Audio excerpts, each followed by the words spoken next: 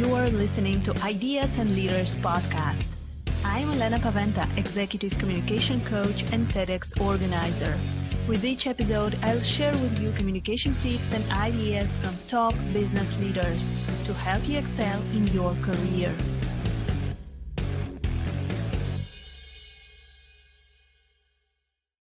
Welcome to the next episode of Ideas and Leaders podcast. Today I'm speaking with Jeffrey Engle. He is a book author, entrepreneur, he's special operations veteran, and today we're going to speak about his perspective on leadership and on running business. Hi, Jeff. It's great to have you on Ideas and Leaders. Well, thank you for having me. I look forward to the conversation. So I know that you wrote the book, All the War They Want, and I would love to discuss it today with you. But first, let me ask you about your background. Please tell us a little bit more about yourself and how did you get to this point of running a business and writing a book? Well, I grew up in on the west coast of the U.S. Moved around a lot. My grandfather was a veteran of World War II, Korea, and Vietnam. So I grew up really looking up to him, and always knew that I wanted to go into the military. So when I was 17, I graduated a little early, and I joined. And then shortly thereafter, September 11th happened. So I spent the bulk of my career, in the Middle East, supporting operations in Iraq and Afghanistan and others. But right at about 4 years into my career, I got recruited into the special operations community. And that contrast between the conventional military and the way people think about the military mostly, and what I got to experience in special operations really informed my career thereafter. I was wounded. I ended up getting medically retired. Finished my degree. It's actually, I have degrees in political science, but then started building infectious disease software to identify the likely emergence of infectious diseases from animal populations into humans, and how that would potentially impact the U.S. national interests based on global health security. So that kind of got me more into the technology arena after I'd spent some time on the DoD Red Team, where I looked at critical infrastructure and how to potentially attack it. So I kind of took all of those different experiences and used it to start Conquest, where thought the greatest threat to national security had evolved from weapons of mass destruction and terrorism and global infectious disease to now being really cyber warfare.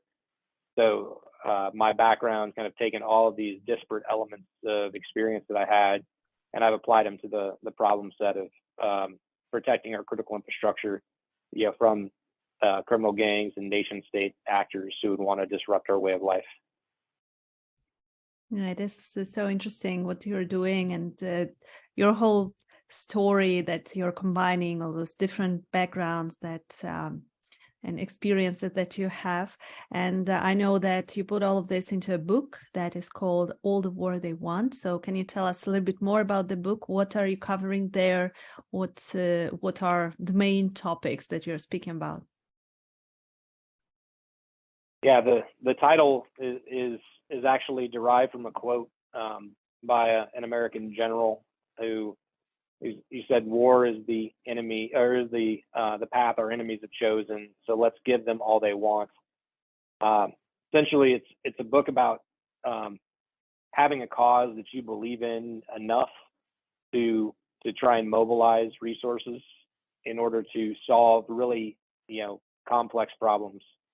So I use cyber as my particular issue that I'm attacking now, but it can be applied to anything that you're passionate about, whether it be not-for-profit operations to help solve hunger locally or globally, saving the planet, any particular challenge that you think is worthy of waking up every day and fighting for. And then it provides some of my experiences on what not to do, and examples that I've been able to glean from the amazing people I've been able to surround myself with over the years about what to do. So there are some stories in there about, when I was wounded and how, in a 7-hour span, basically anything that could go wrong did. And if I would have just followed the prescription, the rules associated with the activity, I probably wouldn't be sitting here having this conversation with you. And then there are some stories from, better examples of how to approach problems unconventionally.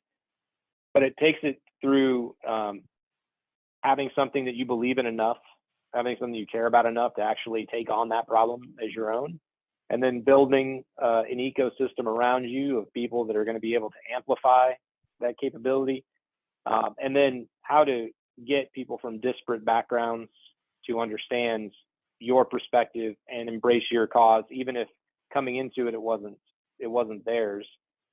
And the last part, there are 4 parts of the book. The last part is really about the role of the leader in all of that, and it speaks to building and enabling that team that you built with the plank holders and giving them the tools to be able to amplify the message. Really resisting the urge to manage, because I think there's a significant difference between leadership and management. And the way I frame it with my team is, you manage things, you lead people.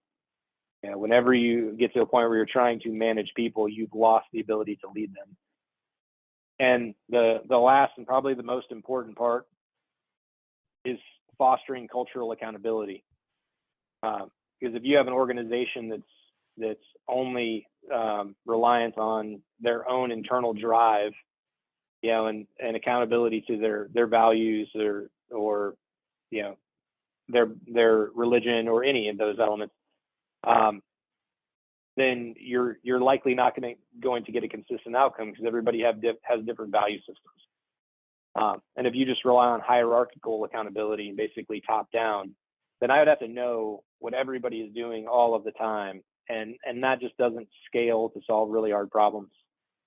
So we focus, and I describe how to approach it in the book, on cultural accountability, meaning you're accountable to the person to your left and right to achieve that mission objective, that goal that I originally established well before. So that's what all the Where They Want is about. It's focused on how to find something that you care about enough to fight for it every day, and then some of the tools that you need in order to win. And a lot of those tools, are external. They're other people, and getting them all on the same page, moving in the same direction, is probably one of the most difficult, but also the most important aspects of leadership. Yeah, it sounds really interesting. So we will definitely put the link to your book under this episode, so that if our listeners are interested, they can immediately order your book. So I wanted to actually discuss the aspect of leadership from your book, because I know that you are approaching the topic based on your military experience. And what do you think, for the business leaders who are listening to us, what do you think is the most important in leadership? What qualities are the most important? What can we do to make sure that our teams are just more effective? Well, I think the most important thing is realizing that leadership is much like parenting. Not the helicopter parents watching everything that your child is doing, but realizing that most of the parenting happens when you don't realize you're parenting. Those children are watching you. There's always this adage that, you become your parent. You always end up becoming your parents. It's not because you listened and did what they said.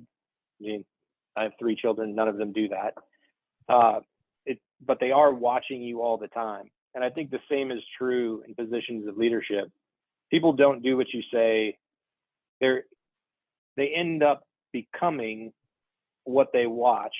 And sometimes that's positive, and many times it's negative. So having that recognition that that they're learning more from watching you than they are from what you are actually trying to teach them. I think a lot of people will take a moment, take a step back, and realize that the behaviors that they're modeling are not the types of behaviors that they want those team members to embrace.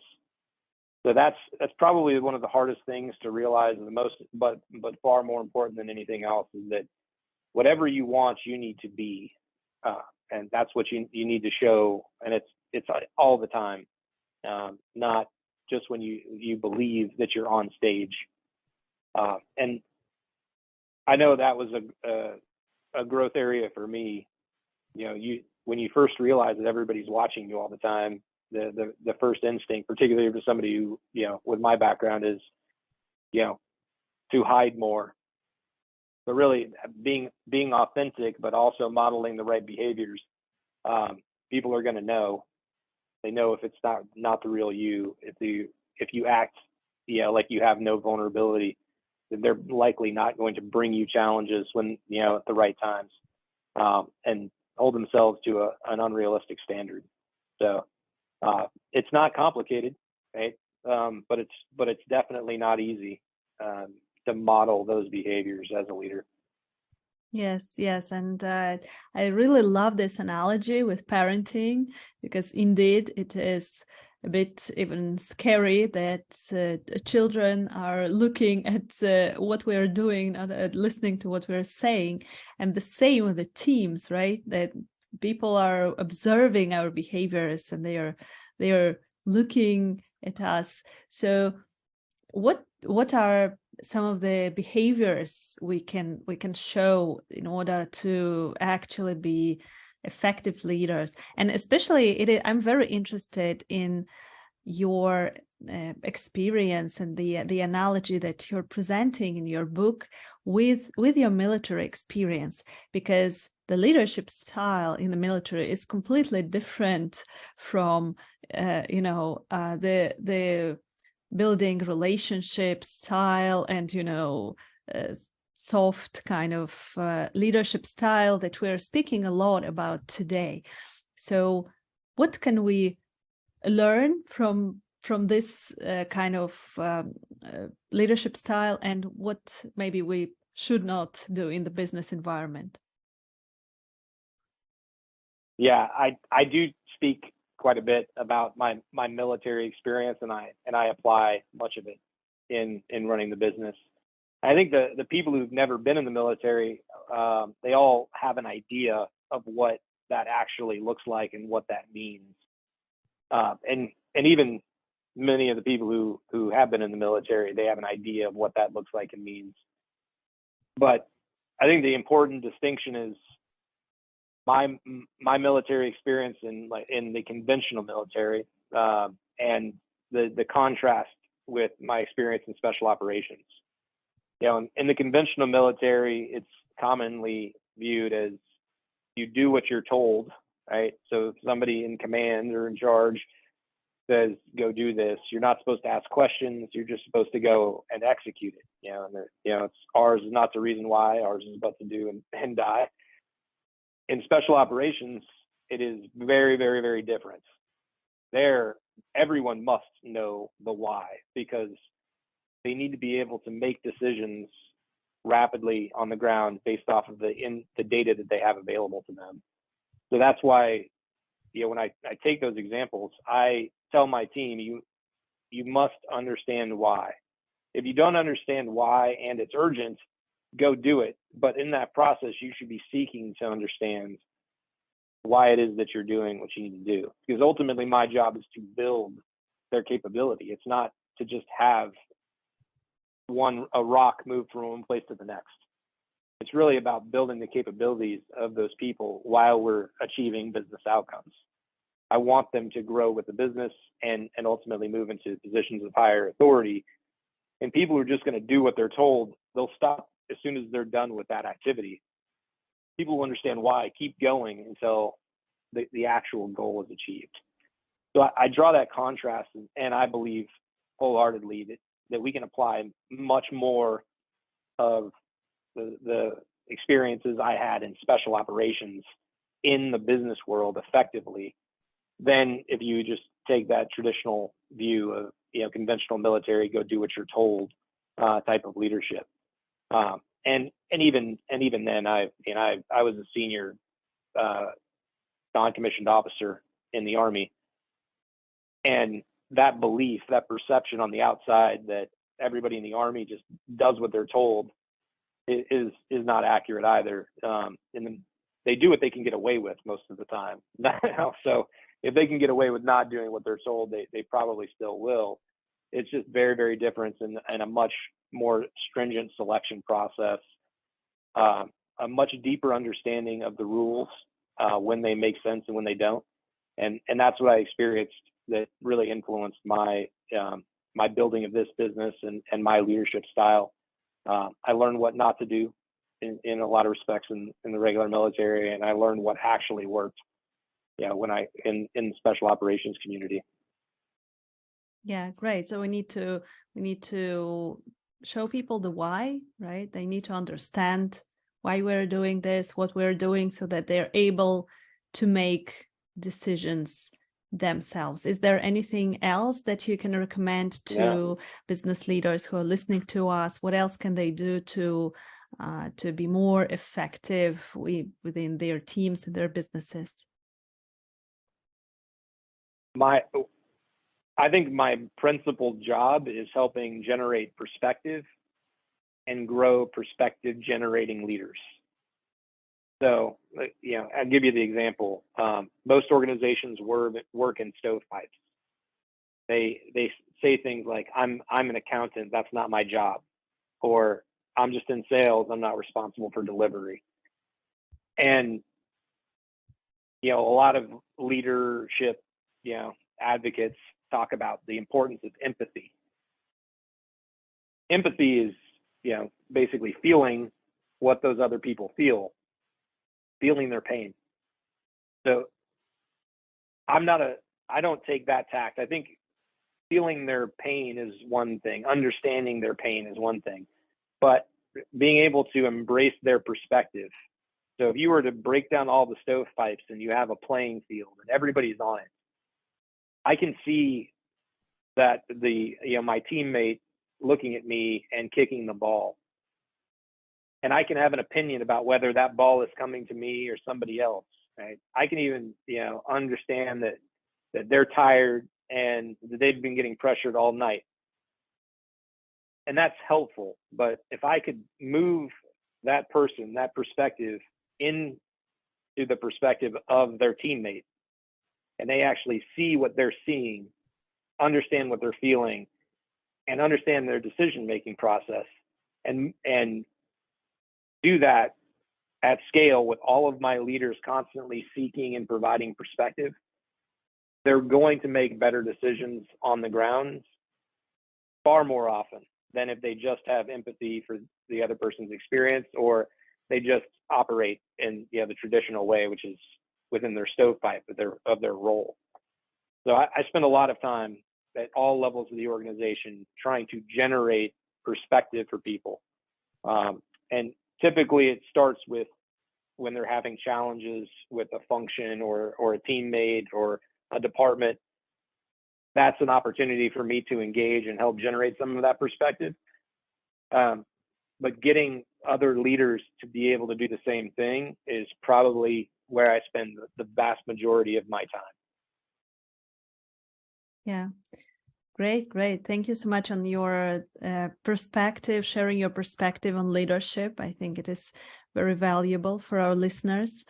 And I also wanted to spend some time to discuss the aspects of cybersecurity with you, because I know that you're an expert in this, and I know that this topic is so important. Right now, we have technology everywhere. So maybe, especially, in the workplace, and as in business, we have technology all around us, in the private life as well, all the time. So what are the main, let's say, basic aspects that we should be worried about and what we can do to protect ourselves a little bit more? Well, for entrepreneurs and people that are relatively early in their business, they're thinking about putting, accounts receivable in the top drawer and keeping that drawer bigger than the bottom drawer of what they have to pay out. And it's a journey where there's so much risk associated with it in the first 5 years of business that most businesses don't make it past that mark. Telling them that they have to think about all of these elements of cyber, it seems like you're just adding another burden to how do you build a product, how do you sell your products, how do you make sure the IRS doesn't audit you and end up with all these penalties, challenges with finding the right talent. So I would put cybersecurity as just another item, another rock in the backpack of those entrepreneurs. The reality of this is, as soon as something gets exposed to the internet, it's already being attacked. So I think we're starting to see cybersecurity gain in significance to the level of finance when it comes to running and leading a business. It's not something that you can just outsource to somebody else. It's something that the business leader has to understand is a critical element of their success at any phase of the business. So there's simple things that everybody says to do. You need to, know what assets are on your network. You need to make sure you have strong passwords and multi-factor authentication. You need to, have some sort of continuous monitoring capability and an endpoint solution. You can layer all of this technical jargon on there that you want. And there are plenty of people that are from companies that sound like mine, or, people who kind of look like me that'll tell you, if you just give us this amount of money, then I'm going to save you, and you don't have to think about it. I'm on a mission to dispel that. Like you cannot run a business, you cannot be an entrepreneur, you cannot lead any of this without personally having some level of understanding of cyber. Just like you can't really effectively do it if you don't understand how to manage a P&L or how to sell your products or how to build it. Like it's foundational now. Because you are going to get attacked, you likely will be breached. How bad that is for you is ultimately dependent on what you've been able to put in place ahead of time and how much you've been able to communicate what it is and how you do it and which systems are actually critical to that. So, I'm gonna be here and say there is no silver bullet. There's only, have you done what's reasonable? Have you prevented what you could predict? So you can ultimately adapt when you get to a high enough threshold that you have somebody that's relatively sophisticated attacking you. Get as much revenue as possible. Move as fast as possible, but don't ever have your headlines outpace your preparedness to be able to deal with the most advanced adversaries. If you do, they will take you down, like we've seen, where companies raise huge valuations and they spend all this money on marketing, and they don't make the investments in protecting the infrastructure against the most advanced adversaries. You basically have turned that spotlight onto you, and now you're getting specifically targeted. At that point, it's too late. And you'll see, we've seen a lot of things related to new crypto companies. Seen a lot of Silicon Valley unicorns. We've seen even companies that are security companies getting attacked and owned and having a negative outcome with their clients because they were so focused on growth and brand that they neglected effectively managing their cybersecurity program. Wow, yeah, it is so important right now, especially that so many things in business is online. And basically, we are encouraged to move online. We have apps for everything, and we have passwords for each of those apps, and money and our identity, personal brand, everything is there. So it is such an important topic. And yeah, thank you so much for doing this and for protecting people in terms of cybersecurity. So Thank you very much, Jeff. I wanted to ask you to summarize maybe main points for our listeners based on our conversation. So what would you recommend them to do if they're just starting their businesses, or they are business owners? So what are, in your opinion, the main things that we need to focus on?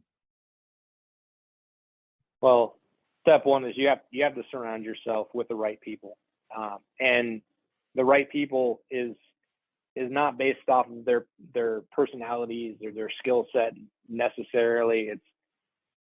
It's about, are they bought in and capable of performing at the level of business that you're at and can get you to the next level. And then the hard part, people who are right at one phase of the business may not be the right ones at the next phase of the business.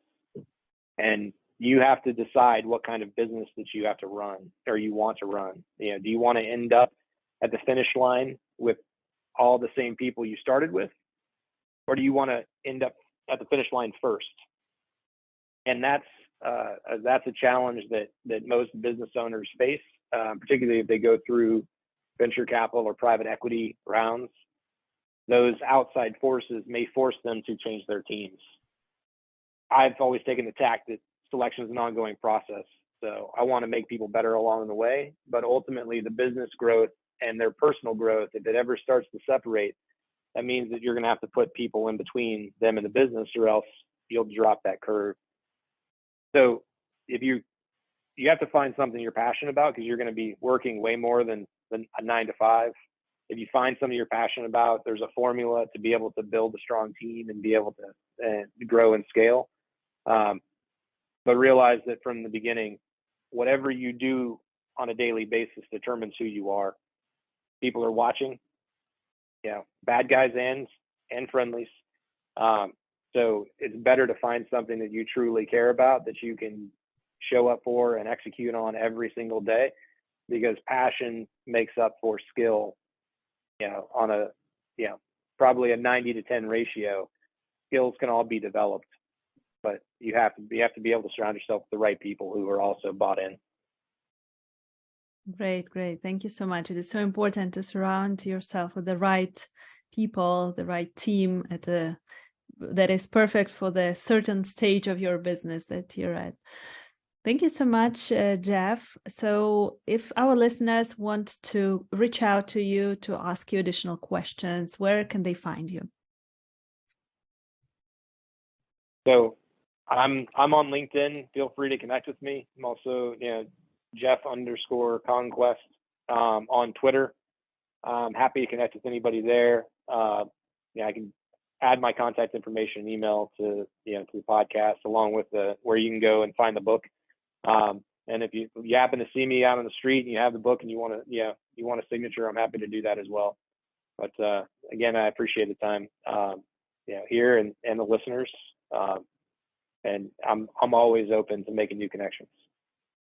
Perfect. Thank you. Thank you so much for sharing your knowledge and all the tips today. Thank you, Jeff. Thank you. It was a pleasure. Thank you for listening to Ideas and Leaders podcast. Did you enjoy this episode? Let me know that you listened by tagging me in your LinkedIn profile and using a hashtag Ideas and Leaders. See you in the next episode.